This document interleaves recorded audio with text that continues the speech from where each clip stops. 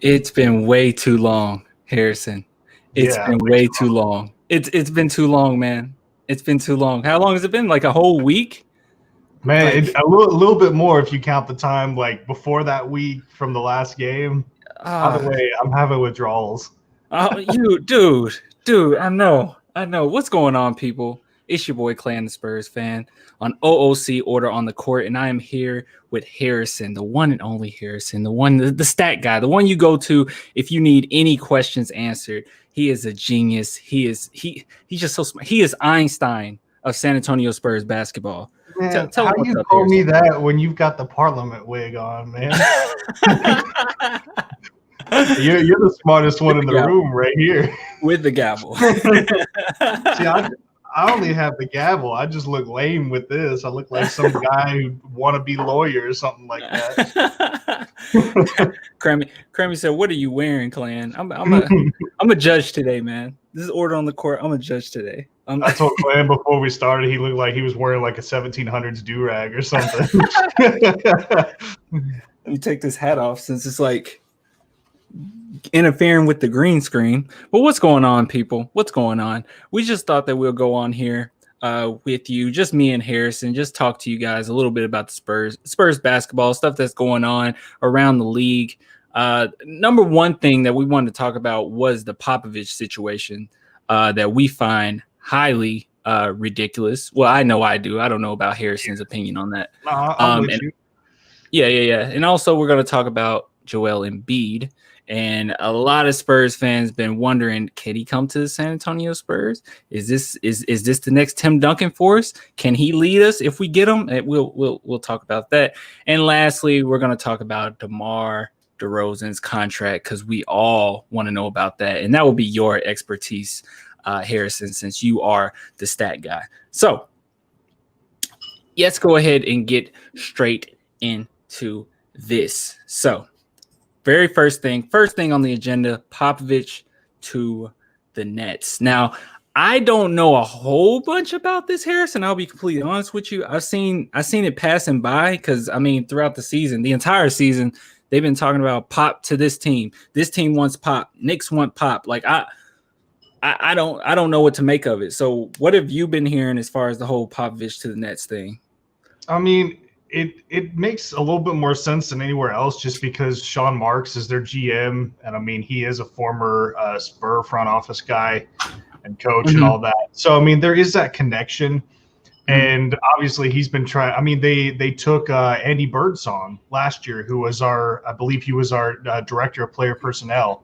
And he went over to Brooklyn, and he was replaced with Dave Tellep in the Spurs organization. So, I mean, Marks has tried to get like his own little Spurs, I guess, cohort over in Brooklyn.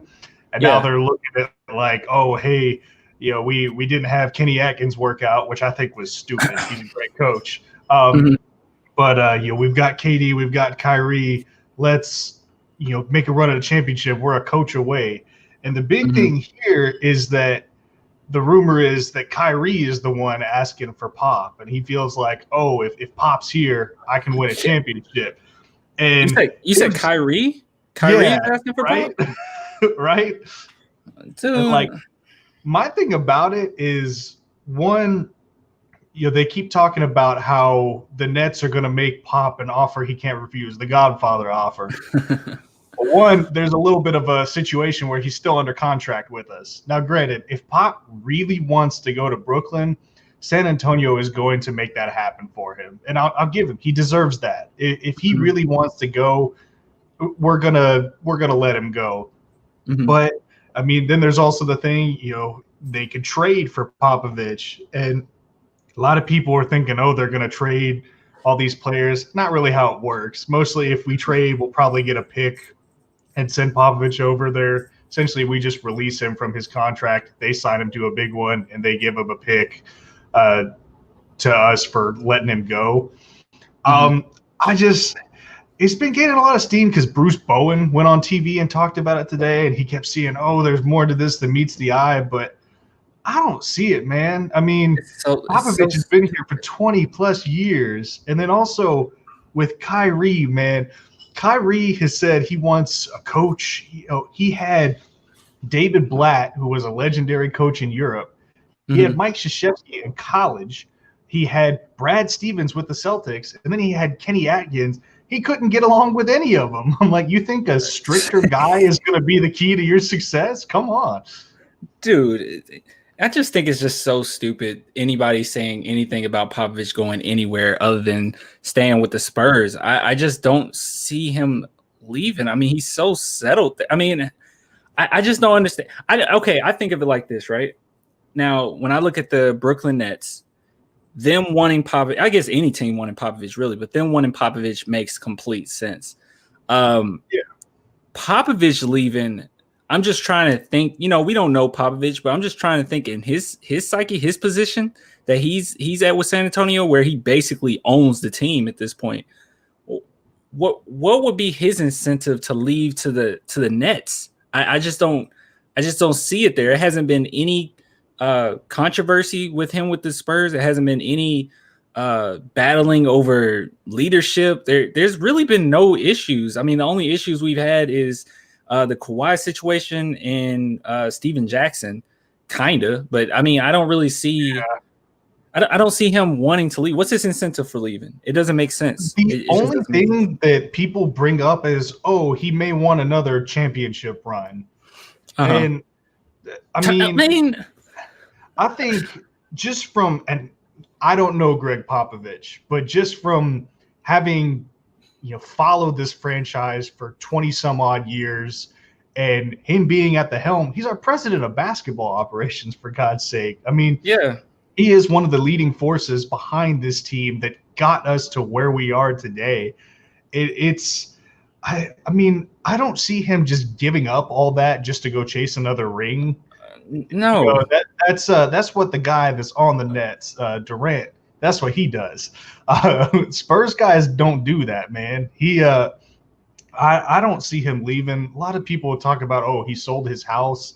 I mean, the poor guy, his wife passed away, just last 2 years ago.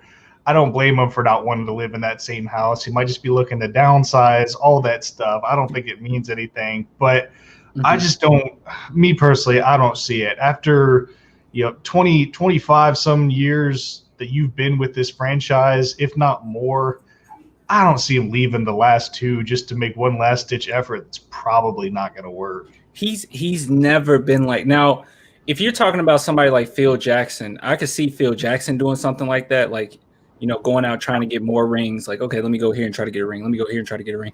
Popovich has invested his whole career into San Antonio, and he's never, even the championship years, I think Popovich has always expected great things out of his teams. He's always said, we're going to go after a championship. We're going to give it our all. But even those years that he's won a championship, he'll be first to tell you, like, that's not the focus here. The focus is, yes, get better game to game. When we get there, yes, I expect you to go out there, give a great performance, try to get a championship, obviously. But he isn't about championships. He isn't about the hardware. He's just about doing the best you can and you developing as a player. He even said himself, as a coach, the greatest achievement that he has as a coach is seeing players grow and seeing them get their contracts. Like, that's what he cares about. Now, us winning all these years and winning championships is a byproduct of that. And any of these reporters and anybody that comes out and says, no, he want to go chase a champ, that's stupid. You're stupid. You don't know what you're talking about. I'm sorry. You don't know what you're talking about. But I tweeted a few weeks ago, and of course, it was with, like, when the story first broke, like maybe a month and a half ago, when we had nothing going on. And I was like, yeah, he's under contract. Like, the Spurs, can opt to let him out of that or whatever. It's just not feasible. I don't think it's going to happen. He just signed his extension last year. Why would he sign an extension with us if he's a loyal guy, if he doesn't have the intent of following through on that? He could have just played out this season, been a free agent, and gone to collect money, but he took that extension. Not to mention, we made him the highest paid coach in the league. The Spurs are all about that loyalty check, and he got it. And I mean, he's done great things for us, but I just, I keep saying this, I sound like a broken record, but I just don't see it happening. It doesn't make sense. And like you brought up Phil Jackson, I think that's a great example because he was forced out of the Bulls. Yeah, if y'all didn't watch The Last Dance, the GM there said, he could go 82-0. I'm still going to get rid of him next season. Yeah. And the Lakers, everyone wants to equate it to kind of Pop's legends have all gone, and he's still there, kind of like Phil was. But Phil Jackson was fired from the Lakers. He had no intention of leaving. The Lakers sucked, and that's what happened. And we're not going to fire Pop. But I mean, and then of course, goes and becomes the operations president with the Knicks. You're just looking for the next thing. Pop isn't in that same situation. He has his thing. He has his people. And I think the bubble play brought him even closer to the young guys. So I say no. I don't think he goes anywhere.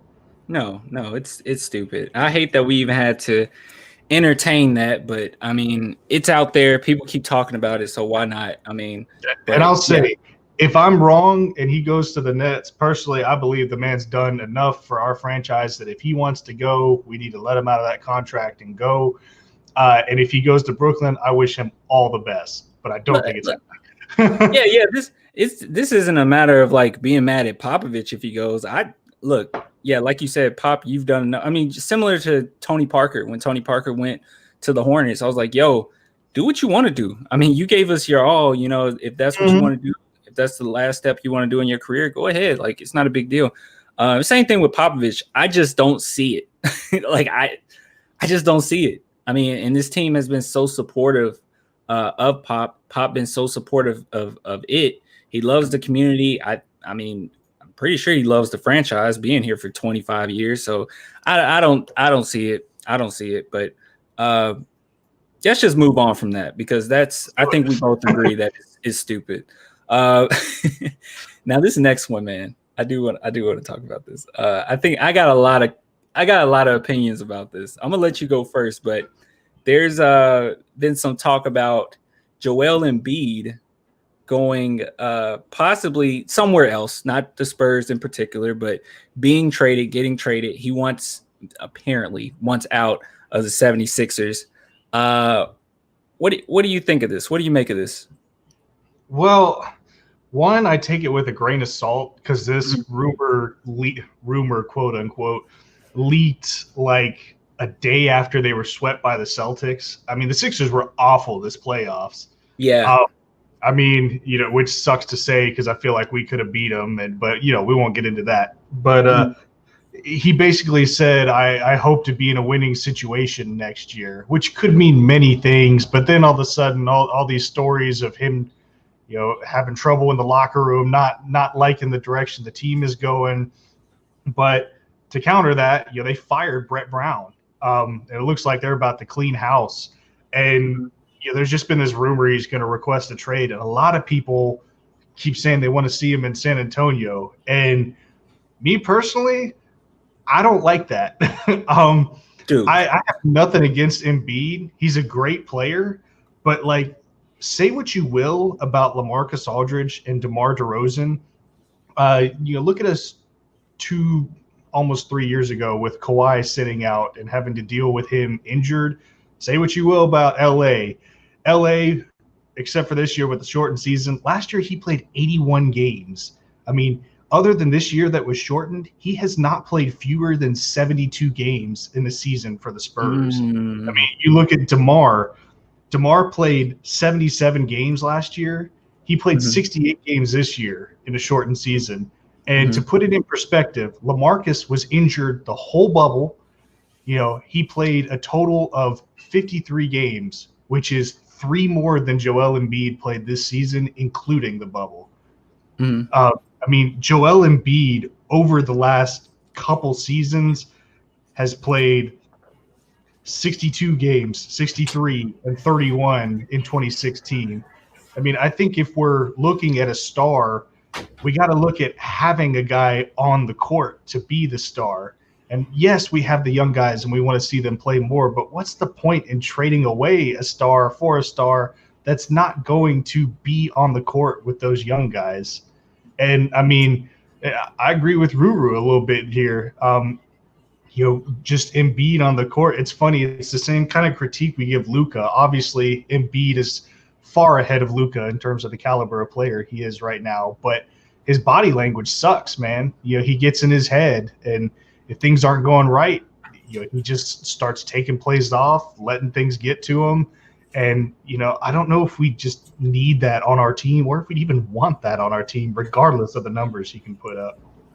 Yeah, I love when we have these conversations. And the reason why I love it, especially when it's me and you talking about this, because you always go the route of, the facts. He's played this many times.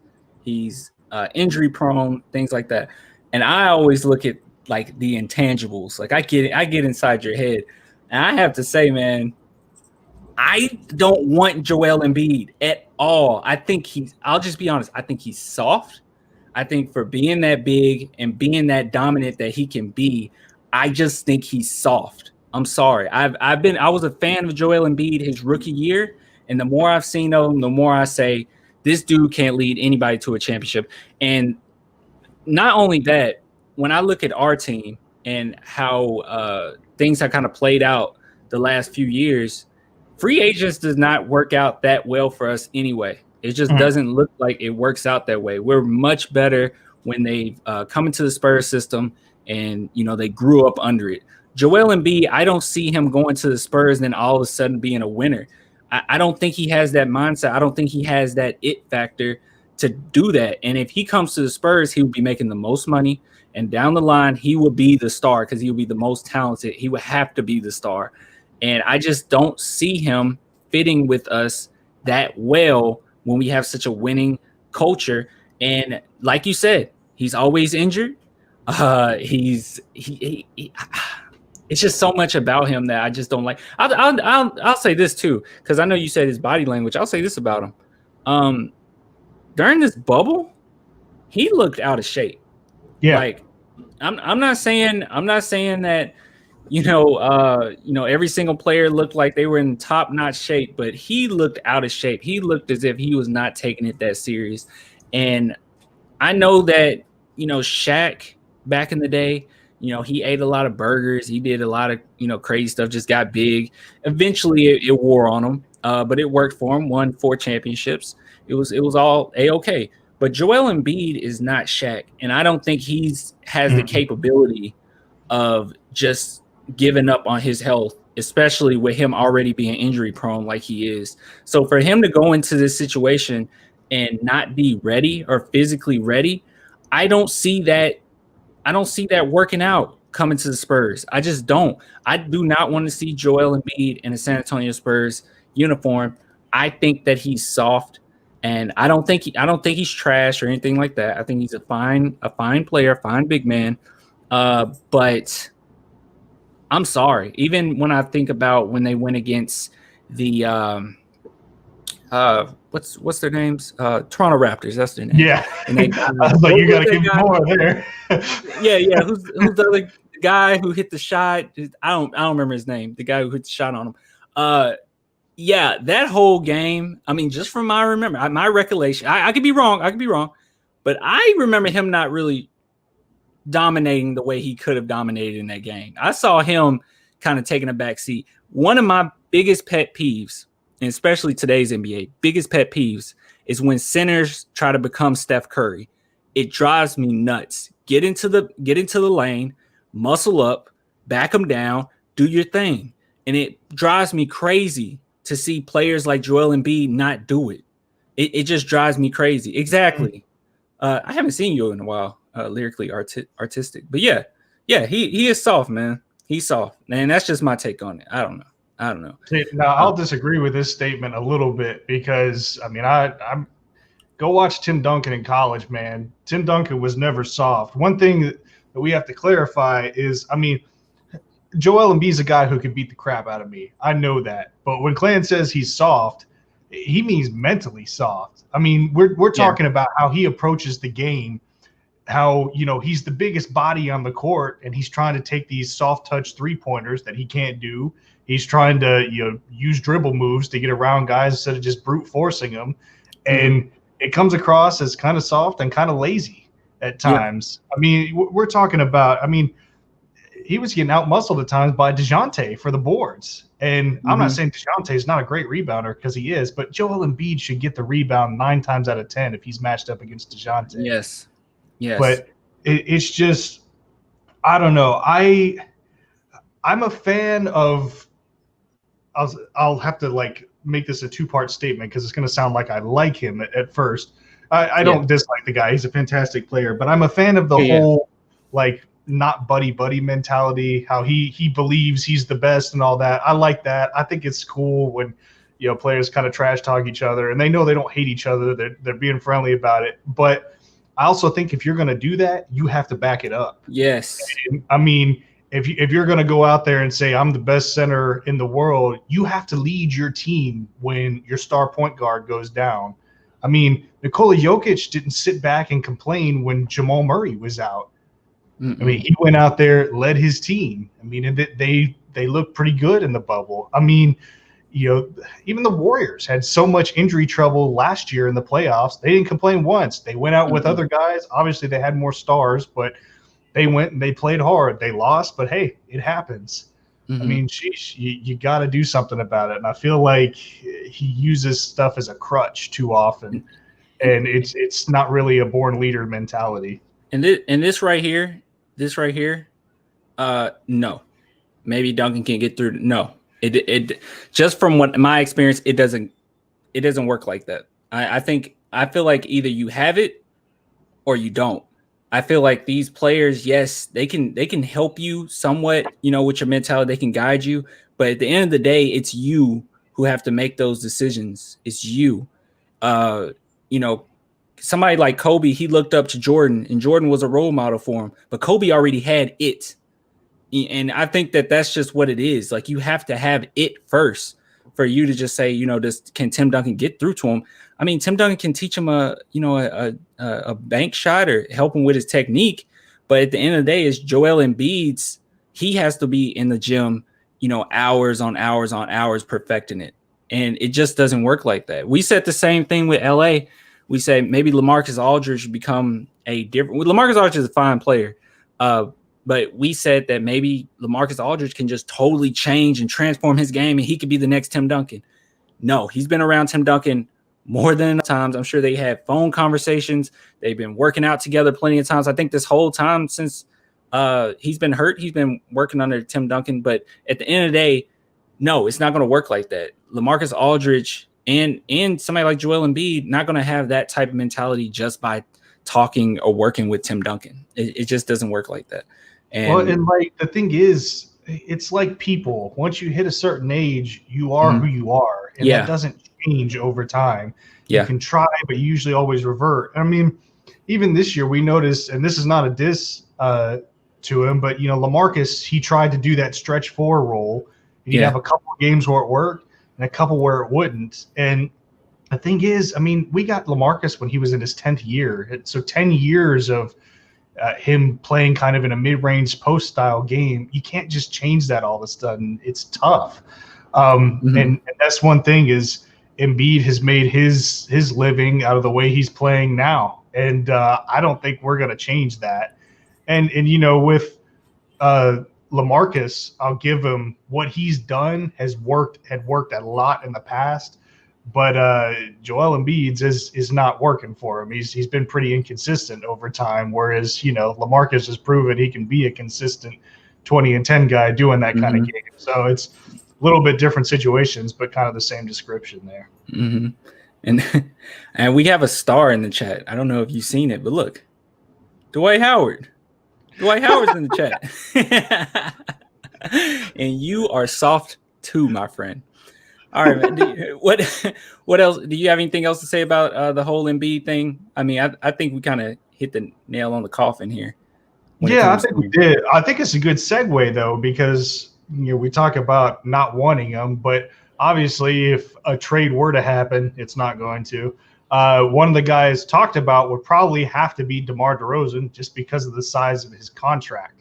So that brings us to the next topic, which is DeMar's contract and how the bubble has changed that. Because I don't know about you, there were a lot of people I saw saying they wanted DeMar gone. before this Yeah. bubble. Yeah. And Yeah. I've seen a lot of sentiments change after how the bubble went. It's like this when it comes to me and it comes to how I feel about DeMar DeRozan. I'm one of those people that, but I never was the one that say, "Hey, he got to go. He got to get out of here. He just sorry not." No, I was never like that. I always said, "I want him here, and I think that he fits with the team well for what we're trying to do and for these guys to grow." DeMar DeRozan showed in the bubble, but just overall, I think the whole time he's been with the San Antonio Spurs, he's shown that he can take a back seat. I kind of liked his role in the bubble where he would take a back seat, and if he noticed that the young guys can't handle it in the fourth quarter, then he would come alive, and then he would say, "Yo, I got this. I'm the man. Let me finish this game for us." And I think that is the best role that we can have right now, is having a player like him at his caliber, a good guy on and off the court, a clutch. I don't know why people say he's not clutch, but he can be pretty clutch. He's a clutch shooter. So I think it's perfect. People that, I know we always want to say, who do we want? Do we want DeMar DeRozan? Do we want LA? I always been an advocate for keeping DeMar DeRozan if it came down to that, which it wouldn't, I don't think. But if it came down to that, I mean, I would choose DeMar DeRozan. So I don't know. But yeah. I wanted him to come back basically this whole time. If he didn't come back, I think that would be fine for the team. If he does, I think it would be fine for the team. To me, it's a win-win. I don't think it really hurts us either way. As long as long term, I don't think it hurts us. Well, what's your thoughts on it? My whole angle is kind of the same. We saw what he could do in the bubble if he took a back seat. And for what it's worth, a lot of the time, aside from Derek White breaking out, but let's just put Derek aside for a second. You take that away, DeMar was our best player in the bubble. I mean, for the most part, he averaged like 23 points, 6 rebounds, 6 assists, his usual deal while taking a back seat. Only difference was he took a back seat the first 3 quarters, and then the fourth quarter, when we really needed him to score, he'd come in and do it. I mean, I think if we can do that next year, that's going to pay dividends in the future with our guys there. And, I see a lot of comments. I'm not necessarily going to say like, oh, DeMar looked better without LA there. Because, I mean, he put up similar numbers. And also, we haven't seen LA with these young rotations like we had. I mean, you never know how it would have been if we'd had LA at the center in that starting lineup. I mean, it could have been great. We don't know until we try it. So until next season. You can't do that. You can't do that. Guys, you can't do that because – yes, did we look better overall as a team? Yeah, but you can't just say, oh, it's because LA was gone. No. It was a lot of things. We started looking better as a team near the end of the season before the whole virus, happened or hit us hard. So you can't really say that. And on top of it, and I hate to think of it this way because I want to just think, yo, we look so good. We're so great. At the same time, it is the bubble. And like we were just talking about, Joel Embiid didn't work out that well. It looks like he didn't eat well. It just apparently it looks like he didn't really take care of himself. Who's to say that all the other players did, took care of themselves as well? And on top of it, a lot of people were missing talent. We went into which game did we go into? Was it the Jazz game where they didn't have anybody? Was it them that was sitting? Yeah. So I mean, a lot of these games, wasn't full strength. Us personally, we were kind of full strength slightly. I mean, we were missing our 2 big men, but as far as our guards are concerned, we were pretty, heavy in that. So yeah, I mean, we can sit here and say all day that we looked better without LA, but it's not just that singular thing. You can't just say, oh, it was LA. That's what. No. If we had LA, it could only make us better. But I think that just the way the team is constructed or the way that Popovich decided to go about the bubble was pretty neat. He changed some roles around. He made sure DeMar DeRozan wasn't just the main go-to guy all game. So it's not just LA. And if LA was there, they might have did the same thing. Said LA take a back seat to the fourth.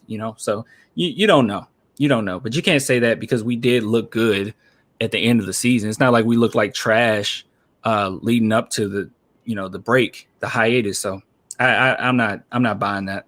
I mean, also our biggest problem in the bubble was just lack of depth at the big position. I mean, we were playing Drew Eubanks at center when we were figuring on trying to play Trey Lyles to replace Aldridge. Mm-hmm. I mean, whatever people say, he's an all-star caliber body to put in there. Mm-hmm. And I don't quite get the hate for LA. I think it's crazy to say that, the team is automatically better if you get rid of them. I mean, that's like 19 points and 9 rebounds a game that are automatically gone. I know it slows the pace different, but I mean, we do run half-court sets at times, and our second unit ran a little bit slower pace too. I think he has a place with the team if he does stay, and we just got to figure out how best to use it.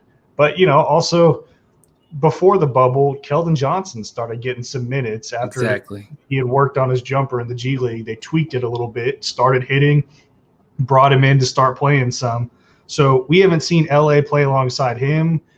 We haven't seen him. We saw him 2 seasons, or I guess last season.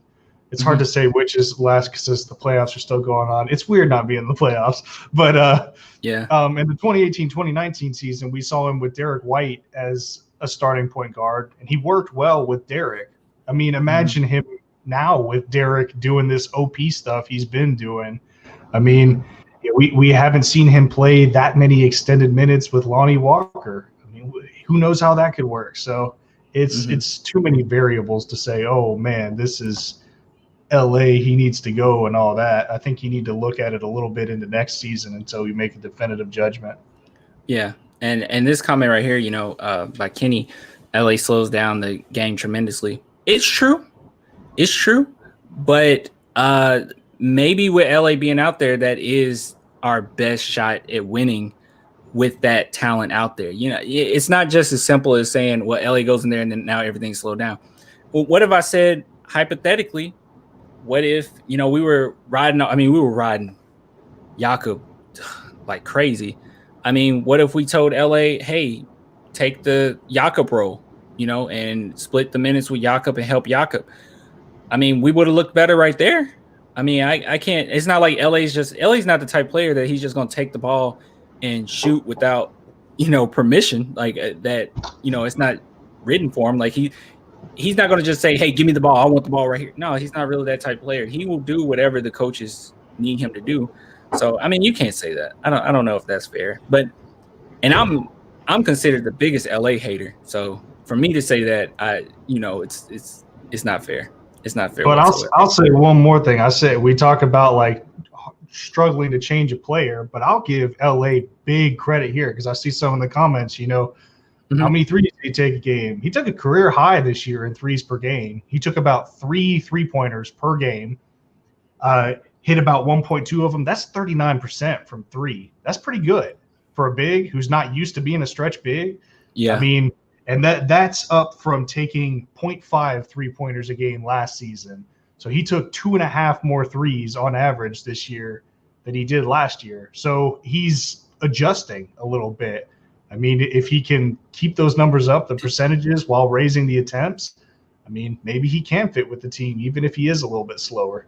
I mean, it's not like Rudy was all that fast in the bubble and he still fits. So. Do you see the stats that are 2015? How many did he take in 2015?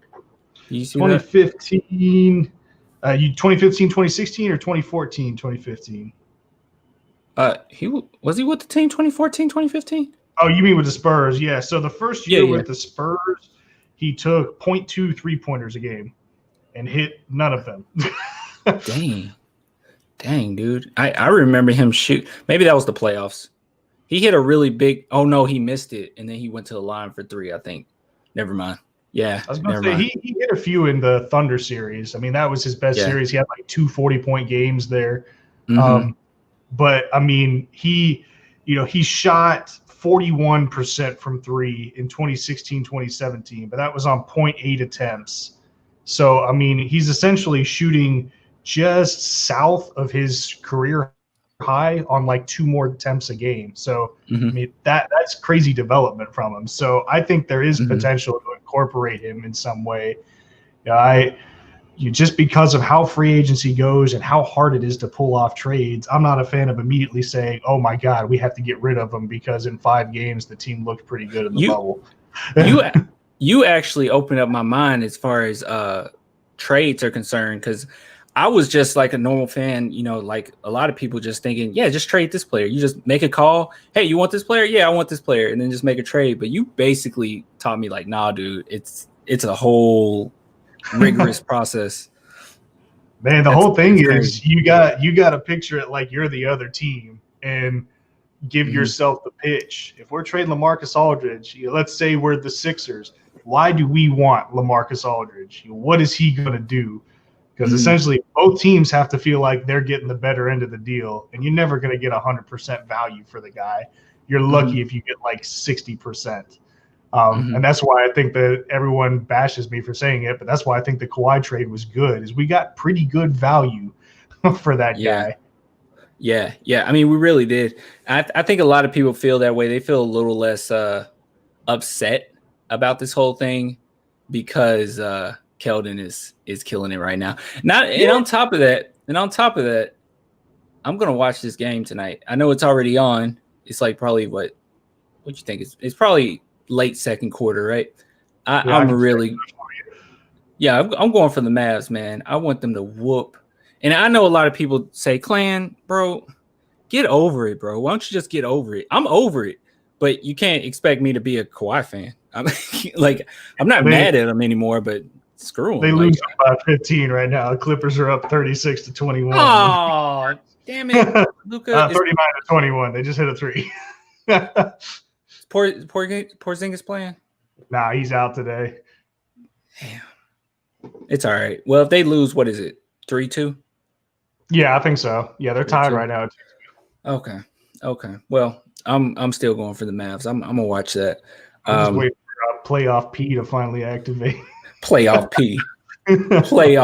Harrison. Playoff Dude, P. you see what he said today? He was What'd he say? He was like, I'm getting my shots, man, and the defenders aren't good, and I'm getting the shots up. I'm just not finding the basket. I was like, so you're not you're not hitting shots. That's what you're saying. Like, obviously something's going wrong. Basically, you're the problem.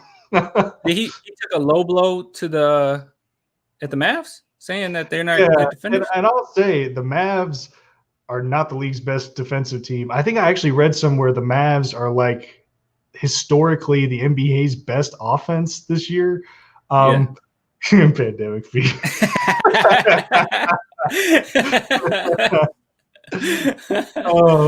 But I mean, they're forcing him to beat them. I mean, they are disrespecting. Obviously, Kawhi Leonard is going to get his. He's top 3 player in the league. But they're forcing Paul George to beat them, and he's not delivering, man. Lou Williams scored like 36 points last game, and Paul George couldn't cut it. So you got to wonder what the heck's going on with him. Dude, Paul George he's always been like this. But you know what? I love it. I hope they just keep – I hope they lose to the Mavs this series. I hope they just keep losing because that whole thing, man, as a Spurs fan, that whole narrative drove me nuts. Oh, my God. The Spurs didn't give Kawhi Paul George, and they could have. It's like, it ain't that easy. It is not that easy, number one. And number two, that guarantees a championship. We get Paul George, and that guarantees a championship. Paul George, he never shows up in the playoffs. So, I don't know. Paul George, yes, he would have been one of the most talented players we've ever had if hypothetically that happened. But I would much take like somebody like Tony Parker, who shows up in the playoffs, who's not as talented as Paul George, over Paul George, who most of the time does not show up in the playoffs. Like I don't know. And I didn't understand. This was the funniest thing to me. Yeah, Paul George and Patrick Beverley were both taking shots at Damian Lillard. I mean, they're like, "Oh, yeah, won anything?" I'm like, "Well, no, none of y'all won anything." And also, Damian Lillard single-handedly sent home Paul George and Patrick Beverley in separate playoff series. Like, I don't know why they're trashing him so much because they haven't cut it against him. Me personally, I think I don't know what it is with Damian Lillard, but players do not respect him. Now, me as a fan, I have to just be honest.